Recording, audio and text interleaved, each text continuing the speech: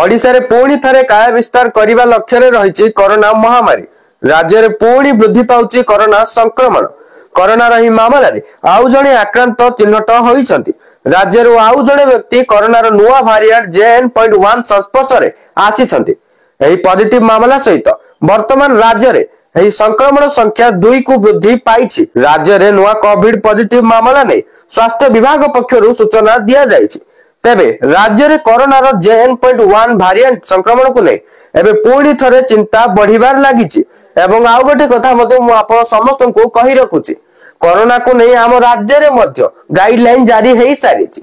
एबे समस्त को कहा जाइछि जे आवश्यक स्थले बाहर को जिबा पय परामर्श दिया जाइछि एवं मास्क व्यवहार करिबा को बाध्यतामूलक बोली कहा जाइछि।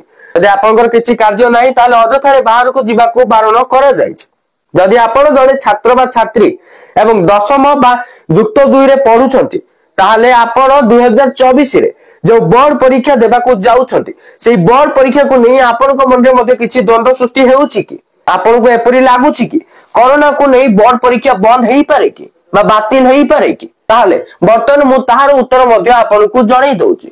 देखंतु बर्तन जेउ भली भाबरे कोरोना आक्रांत बढ़िबार लागिछि आम देश रे एपरि कि आम ओडिसा रे मध्ये एपको 2 जण चिन्हट हेई सालेनी। जदि वर्तमान कोरोना स्थिति को देखि दशम युक्त 2 बोर्ड परीक्षा कथा कहिबा ताले एई भली किछि निष्पत्ति आसीनी कि परीक्षा बातिल हेबो बोली। किंतु जदि पुणी थरे कोरोना पूर्वरु आसीथिला भली तीव्र गति रे बढ़िबार लागिबो एवं ओडिसा रे प्रभाव पकेइबो ताले परीक्षा बातिल हेबा को बाध्य होई पारे। किंतु एतिकी मने रखंतु ए जे कोनोसी निष्पत्ति आसीनी किंतु आमे सेमिति हेबा पय देबानी जेतु आमे आगुआ सतर्क हेई जिबा। जदि सतर्क न हेबा ताले सेही भली परिस्थिति उपजिबा को बाध्य होई जिवो। तेणु करी मु आपण मन समस्त को कहि देउची समस्त बाहर को गले मास्क व्यवहार करंतु एवं सतर्कता अवलंबन करिवा सहित अन्य मानकु मध्ये सतर्क करई दियंतु। प्रार्थना करिवा कि ए भली किछि भी न हो जहा द्वारा हमर एग्जाम बंद हेबो।